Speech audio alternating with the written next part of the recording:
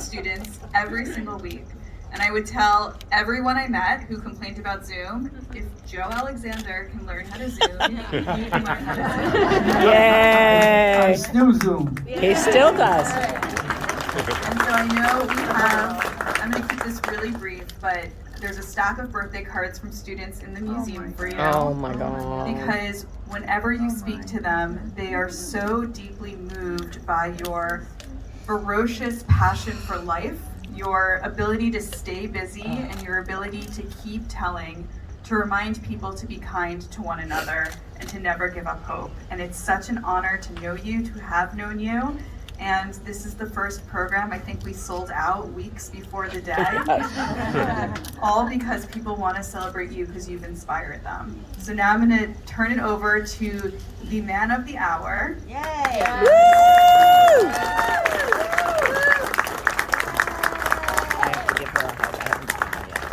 Thank you very much. Thank you.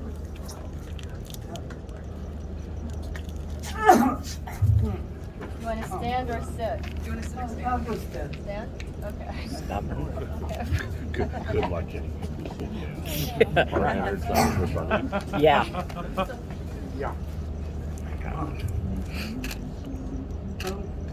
As you all know, my name is Joe Alexander. I'm a Holocaust survivor from Poland, and I survived 12 camps. I come from a small town in Poland, a town named Kowa.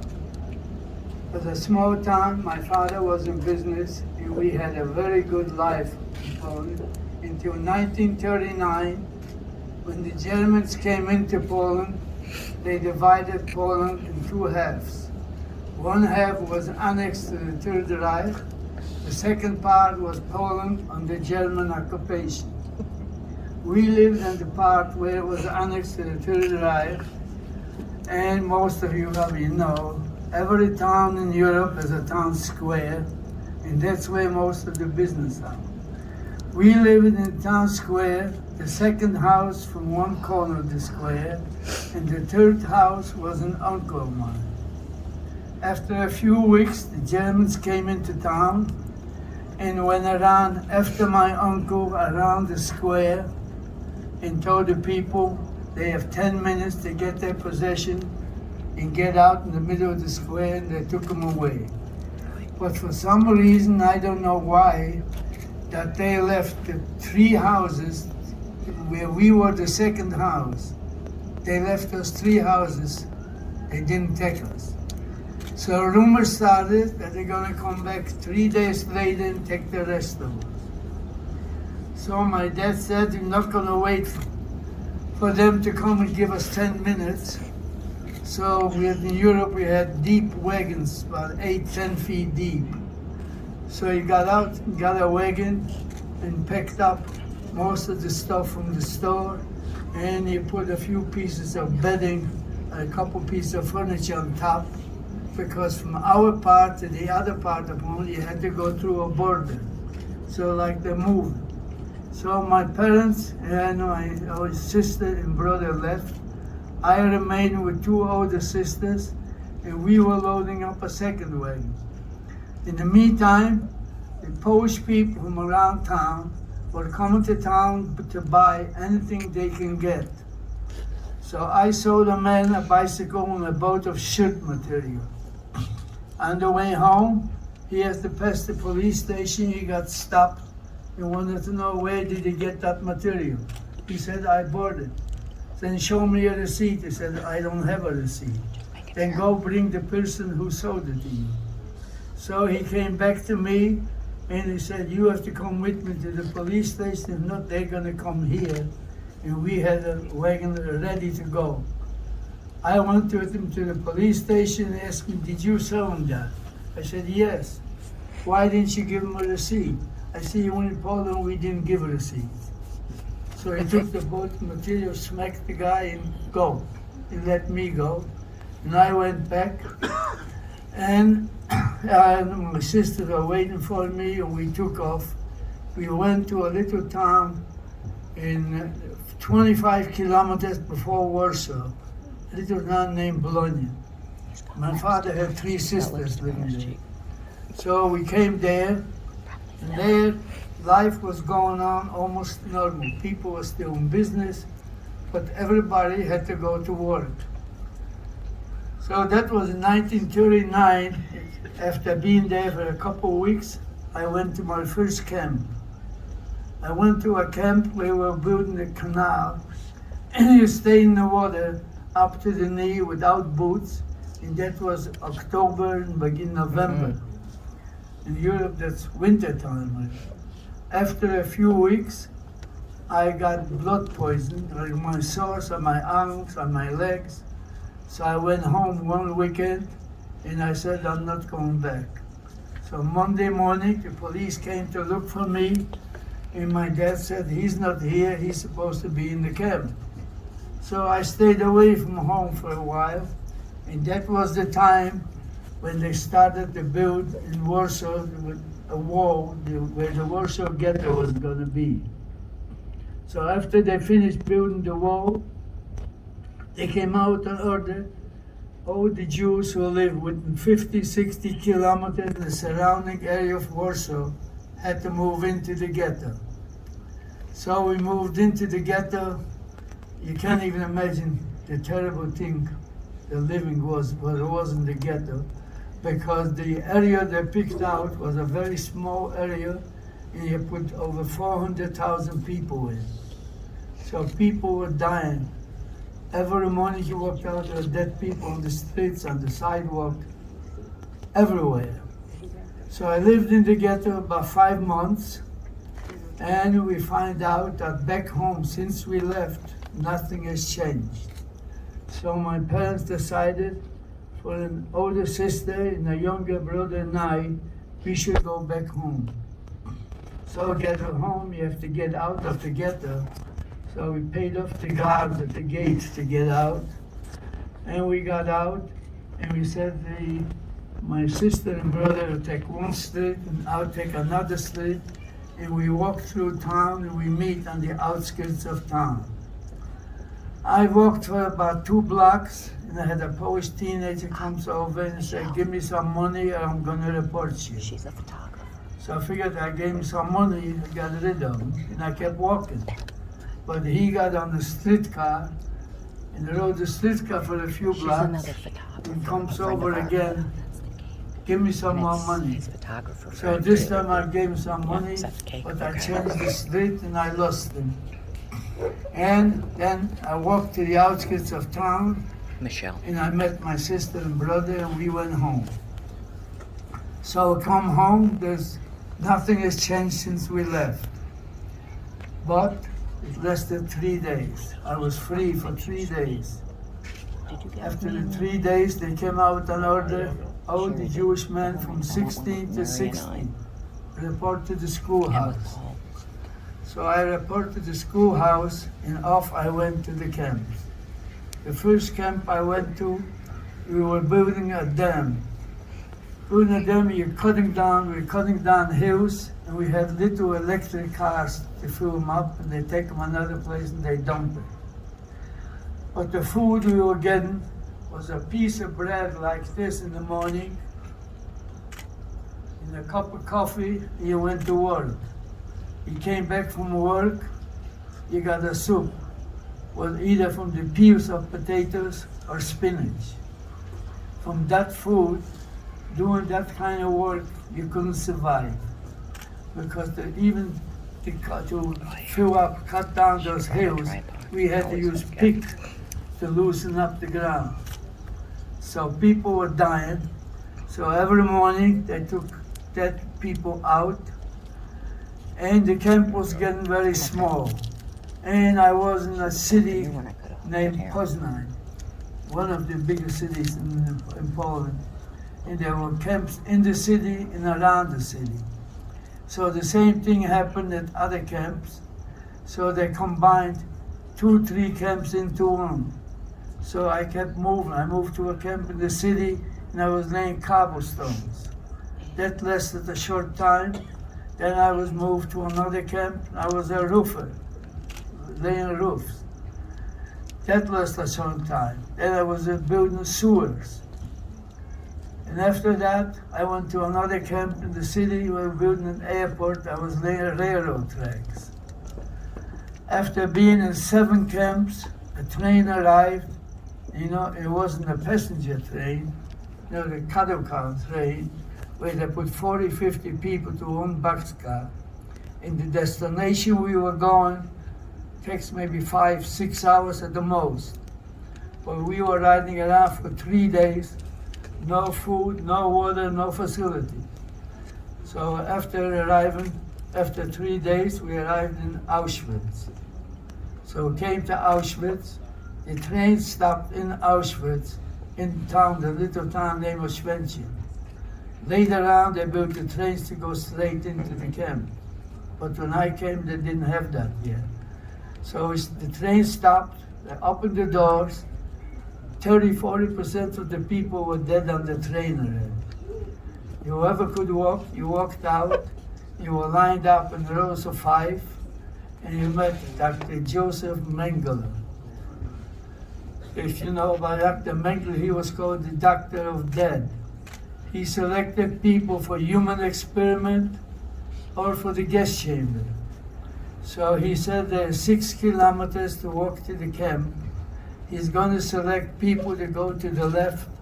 The people on the left are going to be taken on trucks.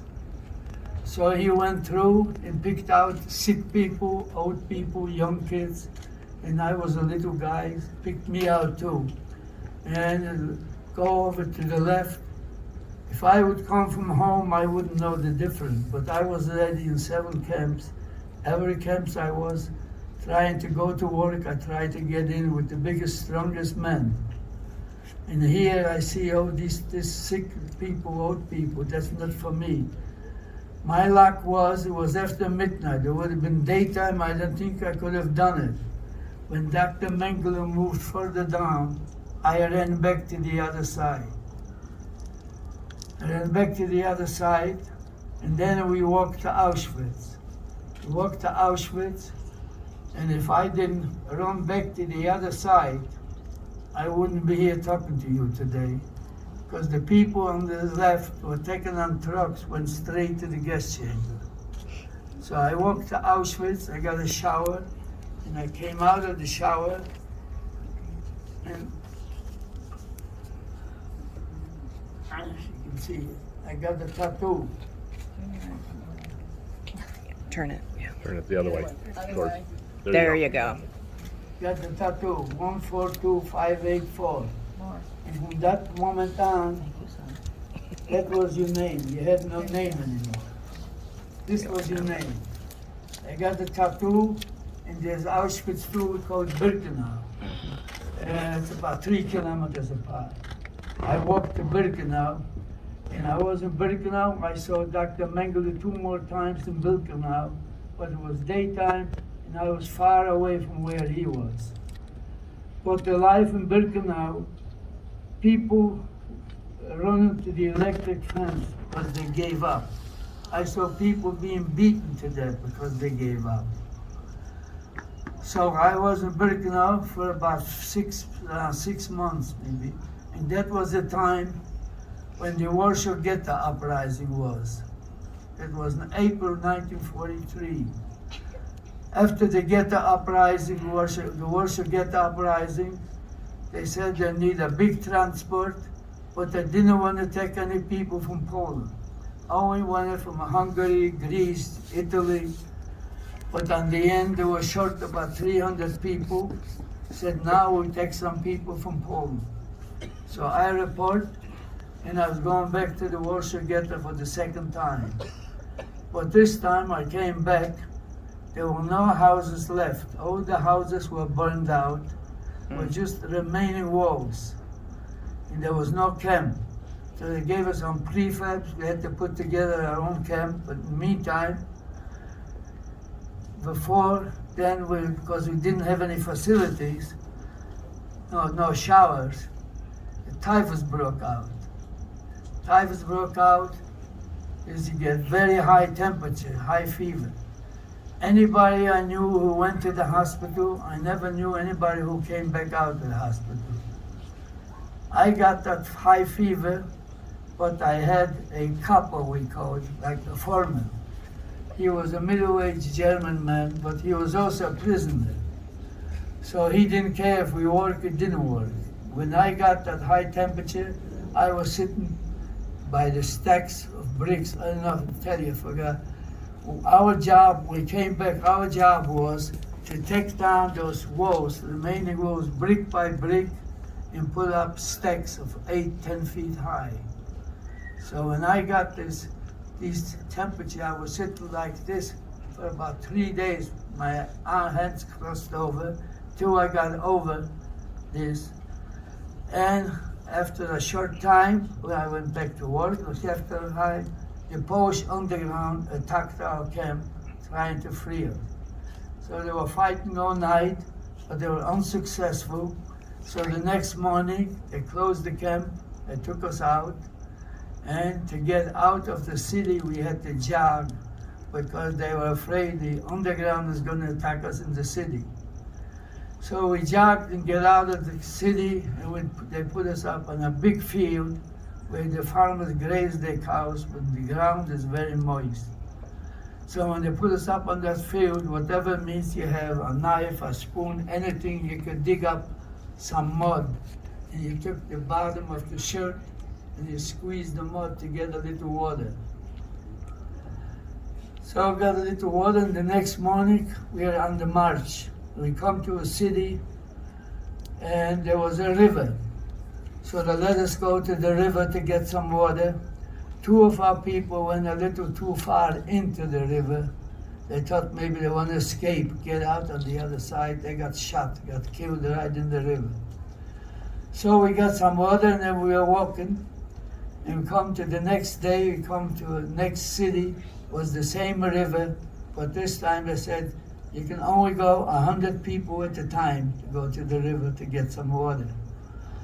And that day, it was very heavy rain coming down. You were walking, you couldn't even walk. You were soaking wet. You couldn't walk.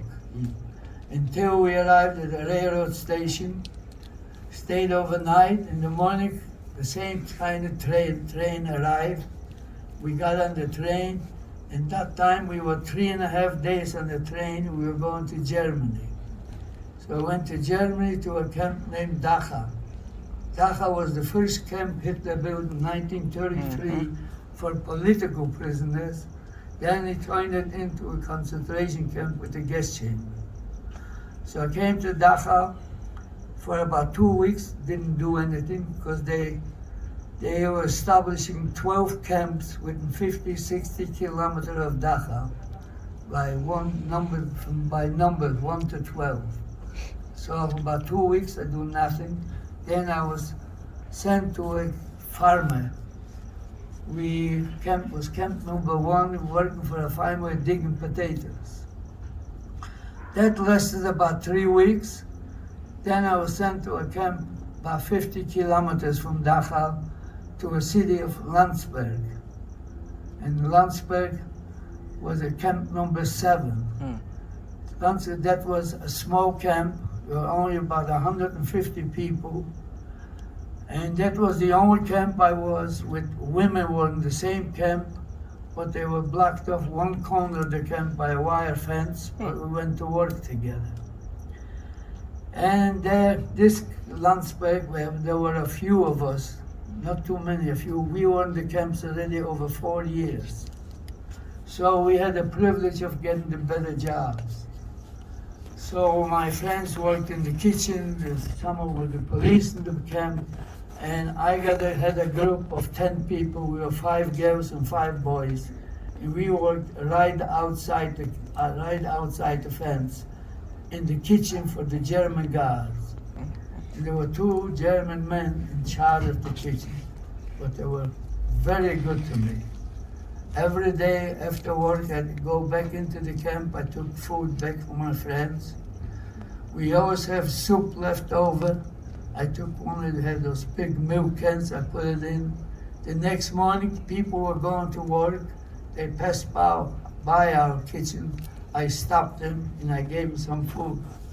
A couple of times, the officer in charge of the guards complained that I'm holding up the people going to war. So my people told me, don't worry, let him talk, do what you're doing. And that lasted about 5 or 6 weeks.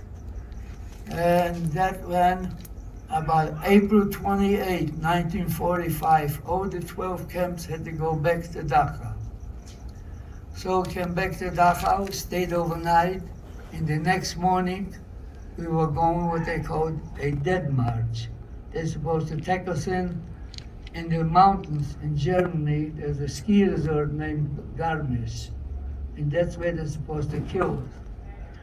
But we walked about 2 days, and we knew we're not going to be walking too far, because we could hear the fighting. We know the American troops are not far behind us. We heard the fighting and the planes coming over and bombing the city. So we walked for about 2 days, and we crossed the little bridge, and the little bridge was blown up. So our group was divided in 2 halves. I was in the half where we were in a village when there was a little forest in the village. So they took us into the forest, and they asked for volunteers to take the sick people into the farmers and put them in the barn, and told the volunteers to come back. One of the volunteers was a friend of mine, and on the way back, they found a dead horse in the snow. So they cut off some pieces from the horse, and they came back, and that was a friend of mine. That was him here. His name was Joe Buddha. So he came back with a piece of meat and said, do something. So I made a fire and I was barbecuing. Believe me, that was the best meal we had in a long time. And during the night, the guards disappeared. So the next morning, the German police came in the morning about between 8 and 9 o'clock. And they took us into the village and they disappeared. So we just walked around to see what's going to happen next. So we walked until about between 12 and 1 o'clock. An American tank moved in and we were liberated. And behind the tank were the American troops. So they're trying to block off the village not to let anybody out. But we were 9 of us. We were in the camp over 5 years. We didn't want to get blocked in. So we broke through and started to walk to see where the next town is. So we came about a kilometer or 2. There was a bakery. So we went into the bakery and everybody got a bread. You had a bread, you were okay. And we walked and come to the city, and you see 3 American soldiers. They were Czechoslovakian descent, but they were so drunk they couldn't walk. They were holding on to each other. But the clothes I think we were wearing, then also they asked, are you Polish? I said, yes. So they took us into a bunker, underground bunker. You couldn't see the end of it, so big, so much stuff in there. So the first thing we did, we changed clothes, and everybody took a backpack and put some food in. And then there was a big row of bicycles chained up. They broke the chain. Everybody got a bicycle.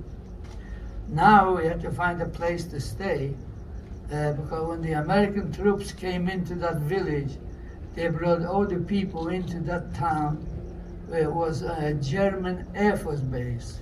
They made a DP camp, displaced person camp. Well, we didn't want to go to the camp. So we tried to get out of the street. You couldn't get out because 6 o'clock was curfew. So it was after 6 o'clock, so we hopped over about 2 or 3 fences, and we climbed to a German inn, but it was taken over by the American troops. In the back of the inn was an empty house, so we took over the house. And so we stayed in the house about 10 days. They came out and ordered anybody who lives outside of the camp has to move into the camp. So we moved into the camp and we were taken back to Munich to another DP camp, but you were free. You could live at the camp or you can go any place you want. So I lived in the camp about 3 days, and a few friends of mine and we decided to go back to the city of Landsberg, where the camp number 7 was, the last camp, to go back there. And Landsberg was one of the largest DP camps in Germany. Germany had a lot of DP camps, but Landsberg was one of the biggest.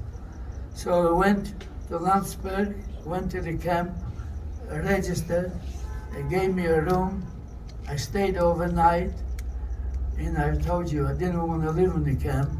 So next morning I moved out, and I moved out to a farm and lived in a farmhouse.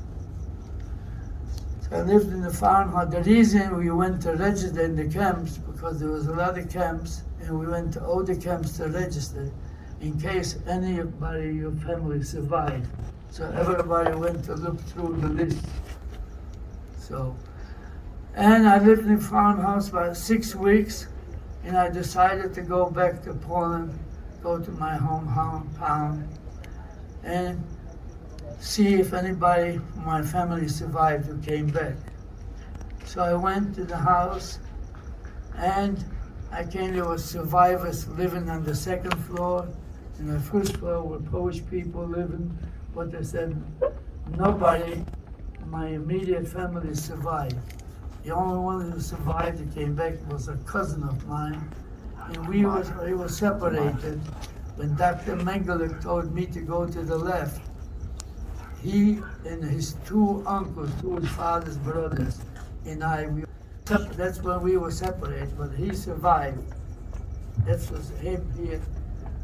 That was my cousin. His name, we had the last name, Mark Alexander. He survived, but he's in a different town. So the Polish people lived on this first floor. They asked me if I'm going to stay, they'll move out.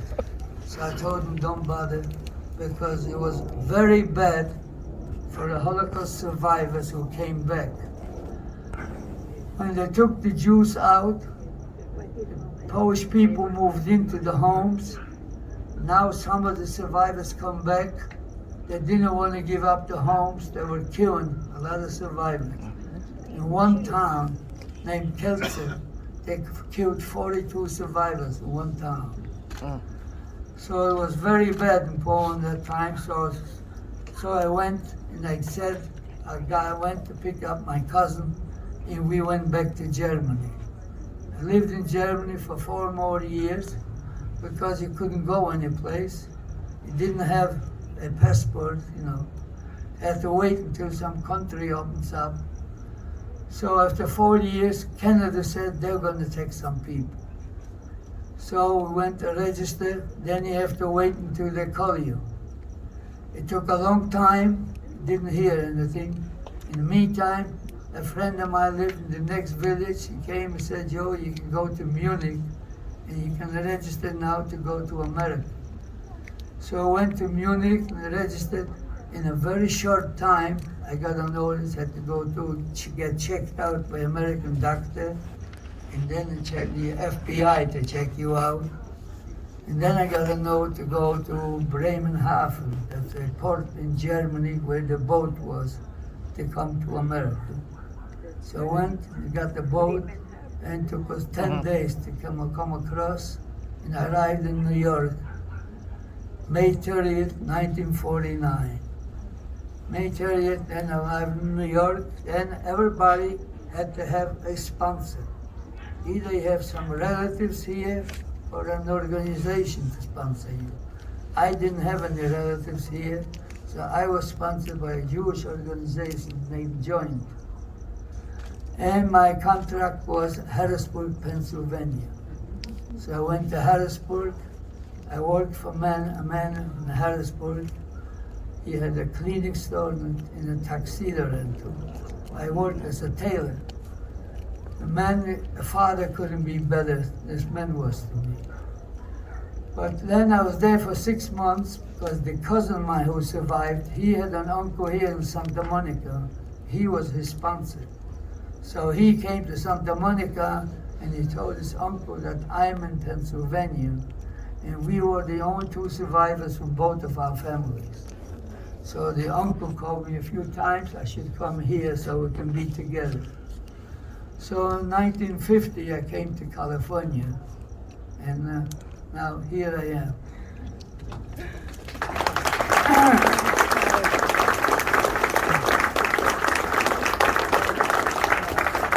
One other thing I'll tell you. I had to witness 3 hangings. I went 3 camps where people tried to escape and they got cut. And on Sunday, we had to gather around watching being hung. I watched 3 times. Now, if you have any questions for me, I'll be happy to answer.